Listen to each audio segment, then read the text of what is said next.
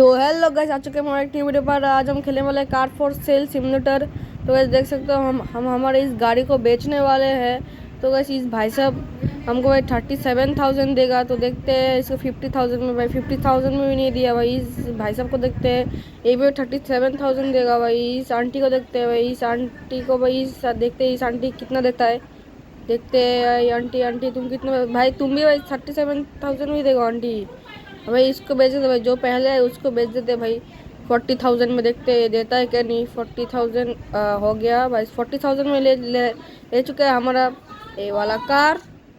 Like and subscribe भाई जरूर से कर देना गाइस। तो गाइस 100 लाइक्स जरूर से कर देना। ये रहा हमारा ऑफिस कार फॉर सेल का, देख सकते हो गाइस। देख सकते हो ऊपर हमारा नाम भी लिखा है कार फॉर सेल। ये देखो भाई कितना छोटा सा ऑफिस है, लेकिन पीछे हमारा गैरेज भी है। गैरेज भाई बहुत बड़ा गैरेज है। ऊपर तो हमारा भाई नाम भी लिखा हुआ है कार फॉर सेल सिमुलेटर। तो मिलते हैं अगली वीडियो में। Tata bye bye good bye.